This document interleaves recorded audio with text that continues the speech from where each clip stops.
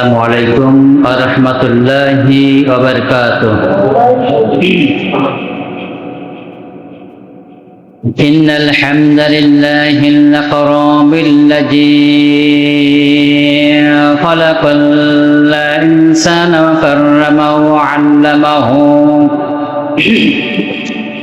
وعلمه من البيان ما لم يعلم فسبحان الذي لا يحصى امتنانه باللسان ولا بالقلم وأشهد أن لا إله إلا الله وحده لا شريك له ونشهد أن سيدنا وحبيبنا ومولانا محمدا عبده ورسوله الذي أرسله بالحق بشيرا ونذيرا وداعيا إلى الله بإذنه وسراجا منيرا فقد قال الله تعالى في كلامه المجيد والقرآنه الحميد أعوذ بالله من الشيطان الرجيم بسم الله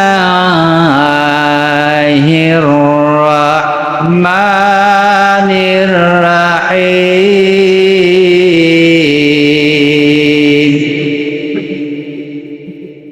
يا أيها الذين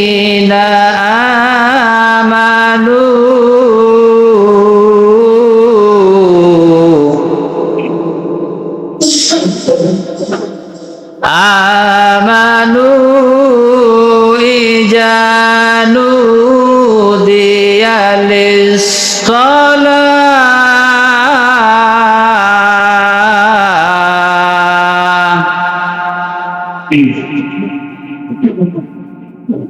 يا أيها الذين آمنوا إذا نودي للصلاة من يوم الجمعة فاسعوا إلى ذكر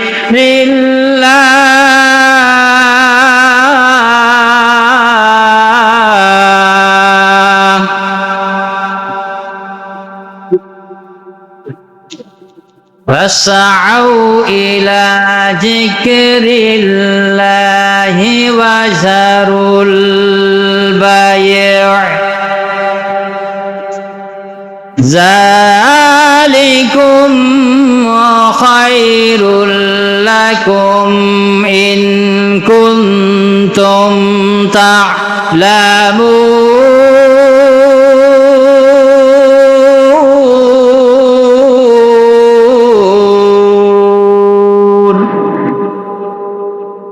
ذلكم خير لكم إن كنتم تعلمون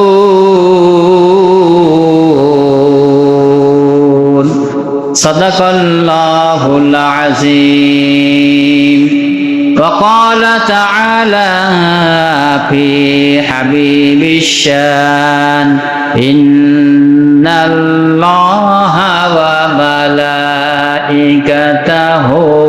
يصلون على النبي يا أيها الذين آمنوا صلوا عليه وسلموا تسليما اللهم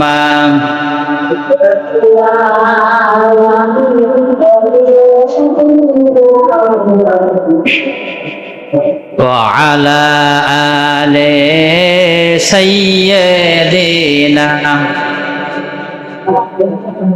আমি বিগত জুমায় বলছিলাম যে নবীর পর দুরূদ পড়লে নবী খুশি হয় না। তাহলে আমরা যখন অন্য কথা বলি তখন কিন্তু গলায় মানে যত আওয়াজ আছে সব দিয়ে বলি না। বাইরে যদি একটা কারোর সঙ্গে জ্ঞানজাম হয় তাহলে কি সে কি আস্তে আস্তে কথা বলে না জোরে বলে? জোরে বলে। কিন্তু নবীর নামে দুরূদ পড়া, এটা নবী যখন আপনি পড়বেন না, আমি পড়বো না, কিন্তু আপনার চাইতেও অনেক ফেরেশতারা অনেকে রয়েছে যে আল্লাহ রাব্বুল আলামিন স্বয়ং নবীর পরে দুরূদ পড়তেছেন। জোরে কোন সুবহানাল্লাহ। কে এখানে এই যে আমি একটু আগে বললাম আল্লাহ তাআলা কি বললেন? ইন্নাল্লাহা ওয়া মালাইকাতাহু ইউসাল্লুনা আলান নবী। নবীর পরে দুরূদ পড়তেছেন ফেরেশতারা, এমনকি স্বয়ং আল্লাহ রাব্বুল আলামিন। জোরে কোন সুবহানাল্লাহ। তাহলে আজকের আপনি আর আমি আদমের সন্তান হয়ে যে নবীর শ্রেষ্ঠ উম্মত বলে দাবি করে সেই নবীকে খুশি করার জন্য দুরূদ পড়তেছেন, তো মনে হয় ঘুম আসতেছেন, ঘুমাচ্ছেন নাকি? হ্যাঁ, ঘুমাচ্ছেন। আমার ভাইরা, নবীর পাকের পরে যদি দুরূদ পড়েন, নবী করিম সাল্লাল্লাহু আলাইহি ওয়াসাল্লাম যদি খুশি হয়ে যায়, আপনি যখন মারা যাবেন, আমি যখন মারা যাব, যখন আপনার আমার ইমাম সাহেব বলবেন বিসমিল্লাহি ওয়া আলা মিল্লাতি রাসূলিল্লাহ, আপনাদের বলে না? বলে কি না? সবার ক্ষেত্রে বলে। তার মানে কি যে মাইয়াতকে আল্লাহর নামে রসুলের দলে রেখে গেলাম, তার রসুলের মহব্বতে, রসুলের ভালোবাসায়। আর রসুল আপনার আমার জন্য সুপারিশ করবে। রসুল কি এতই মানে ধরে গেছে নাকি? যে নবী সাল্লাল্লাহু আলাইহি ওয়াসাল্লাম দিনকে টিকায় রাখার জন্য, ইসলামকে টিকায় রাখার জন্য, কোরআনের বাণীকে টিকায় রাখার জন্য যিনি রক্ত ঝরেছেন, দান্ত মোবারক মানে ঝরে গিয়েছিল, আমার বন্ধুগণ, সেই নবী করিম সাল্লাল্লাহু আলাইহি ওয়াসাল্লাম যে রক্ত মাখা দিন আপনার আমার সামনে রয়েছে, কোরআন আপনার কাছে আমার কাছে আছে, সেই কোরআন আজকের বেজ্জিত হচ্ছে, দিন বেজ্জিত হচ্ছে, আর আপনি আমি মুখ বলে সহ্য করে বলছি আমি পাক্কা মুসলমান নাকি? হ্যাঁ, আমি পাকা মুসলমান। আমার বন্ধুগণ, নবীকে ভালোবাসতে হবে, তাহলে আল্লাহ তাআলাও ভালোবাসবে। আল্লাহ রাব্বুল আলামিন বলেন, কুল ইন কুনতুম তুহিব্বুনাল্লাহা ফাত্তাবিউনি ইউহিব্বুকুমুল্লাহ ওয়া ইয়াগফির লাকুম যুনুবাকুম ওয়াল্লাহু গফুরুর রহিম। জরিমান আল্লাহু আকবার।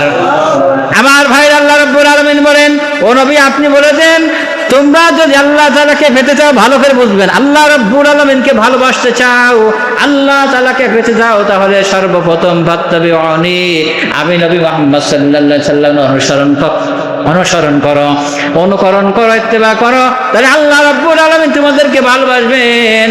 শুধু ভালোবাসবেন না, ভালোবেসে তোমাদের জীবনে যত গুনাহ হয়েছে সবগুলো মাফ করে দিবেন। জোরে কোন সুবহানাল্লাহ। তাহলে কাকে ভালোবাসলে? আল্লাহ নিজে স্বয়ং বলছেন যে ও হাবিব আপনি বলে দেন, আল্লাহকে যদি তারা পেতে চায়, আল্লাহকে ভালোবাসতে চায়, তাহলে আগে যেন আপনাকে ভালোবাসে, মহব্বত করে। তাহলে রসুলের ভালোবাসা আপনার আর আমার অন্তরে থাকার দরকার আছে না? তাহলে যখন এখানে বলে না, যেখানে দূর হবে আপনি হাঁটা চলাফেরা করবেন। এমনকি যদি কেউ বলেছেন যে আমরা রমজানের সময় হাদিসটা শুনেছি যে জিবরাইল সাল্লাম আল্লাহ রাসূল সাল্লাল্লাহু আলাইহি ওয়াসাল্লাম প্রথম সিঁড়িতে পা রাখছিলেন, তখন বলেন আমিন। দ্বিতীয় সিঁড়িতে পা রাখছিলেন, তখন বলেন আমিন। তৃতীয় সিঁড়িতে পা রাখলেন, আমিন। এই হাদিসে শুনেছেন না রমজান মাসে? আমার ভাইরা, সাহাবায়ে কেরামরা বললেন, ইয়া রাসূলুল্লাহ আপনি যে সিঁড়িতে পা রাখলেন, মিম্বরে পা রাখলেন, আমিন আমিন বলতে তো শুনি না ইতিপূর্বে, আপনি আজকেন কেন আমিন আমিন বললেন? আল্লাহ নবী জনাব মুহাম্মদুর রাসূলুল্লাহ সাল্লাল্লাহু আলাইহি সাল্লাম বললেন, ওগো সাহাবীরা তোমরা জানো না, এই মুহূর্তে জিবরাইল আলাইহিস সালাম আসলো, এসে আমাকে জানাই দিল আল্লাহ রাব্বুল আলামিন আপনাকে জানাইছেন যে ব্যক্তি আপনার নামে দুরূদ পড়ে, এই দুরূদ পড়ার পরেও যদি কোনো ব্যক্তি দুরূদ পড়ল, আল্লাহর নবী বললেন যে এক্ষুনি জিবরাইল সাল্লাম যে এসে আমাকে বলে গেল, যে ব্যক্তি রসুলের নাম শুনলো অথচ দুরূদ পড়লো না, ওই ব্যক্তি কি হয়ে যাক? ধ্বংস হয়ে যাক। কি হয়ে যাক? ধ্বংস হয়ে যাক। তাহলে রসুলের স্বয়ং জিবরাইল আলাইহিস সালাম নিজের আল্লাহ তাআলা পাঠিয়ে দিয়েছেন রসুলের কাছে। যখন মেম্বারে উঠতেছিলেন তখন বললেন যে আমিন বললেন। সাহাবীরা বলল, ইয়া রাসূলুল্লাহ, ইতিপূর্বে তো আমিন বলেন না, আজকে আমিন বললেন কেন? আল্লাহ রসুল বললেন, জিবরাইল আলাইহিস সালাম এসে বলে গেল, যে ব্যক্তি রসুলের নাম শুনলো, শোনার পরে রসুলের পরে দুরূদ পড়ল না, ওই ব্যক্তি ধ্বংস হয়ে যাক। তাহলে আপনি আর আমি ধ্বংস হতে চাই? যেমন চাই না। তাহলে রসুলের পরে দুরূদ পড়বো তো ইনশাআল্লাহ। তাহলে আবার মুহাব্বত শরীফ বলি, আল্লাহুম্মা সাল্লি আলা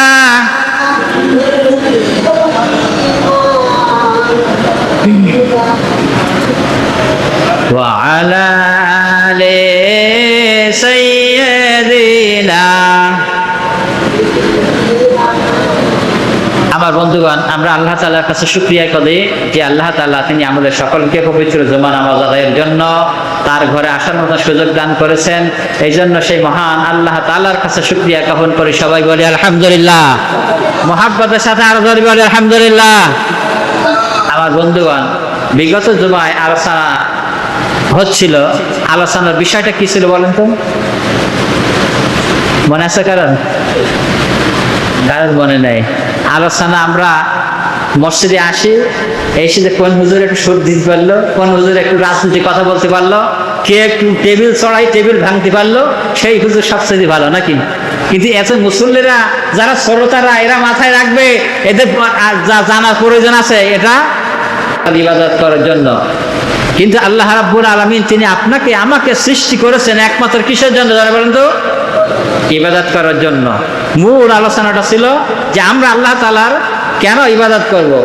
আল্লাহ রাব্বুল আলামিন বলেন, ওয়ামা খালাকতুল জিন্না ওয়াল ইনসা ইল্লা লিয়াবুদুন। জোরে বলেন আল্লাহু আকবার। আল্লাহ রাব্বুল আলামিন বলেন, আমি মানুষকে সৃষ্টি করেছি একমাত্র আমার ইবাদত করবে, আমার গোলামি করবে, দাসত্ব করবে। এই জন্য আমি আল্লাহ তাআলা মানব জাতিকে সৃষ্টি করেছি। আমার ভাইরা, আমার বন্ধুগণ, এখন মনে করতে পারেন আপনি আবার আমি সারাদিন রাত দিন ভোর দিন যদি আল্লাহ তাআলার ইবাদত করি, তাহলে আপনি আমার যে পেট রয়েছে, কিংবা আমার ব্যবসা রয়েছে, আমার চাকরি রয়েছে, আমার ক্ষেত খামার রয়েছে, এগুলো করবো কখন? আমার ভাই, আমার বন্ধুগণ, আপনি যে ক্ষেত খামার করবেন ওটাও আল্লাহ তাআলার ইবাদত, আপনি যে চাকরি করবেন ওটাও আল্লাহ তাআলার ইবাদত, আপনি যে ব্যবসা করবেন ওই ব্যবসাটাও হলো আল্লাহর ইবাদত। আছে না নাই? হ্যাঁ, ব্যবসায় যদি আপনি ওজনে ফাঁকি না দেন, আমার বন্ধুগণ আজকের প্রচলন হয়ে গেছে ব্যবসায় অনেক টাকা লাভ করার জন্য কি ভেজাল দেয় না বলেন, ওজনে কম দেয় না। আমার বন্ধুগণ, এই মুসলমানেরা, এই মুসলিমরা, এই মুসলমানেরা আবার যখন জুমার দিন আসে আগের কাতারে এসে দাঁড়ায়, আবার যখন ঈদের দিন আসে একেবারে যায় নামাজ নিয়ে ইমাম সাহেবের পিছনে যায়। এরকম আছে না নাই? আছে না?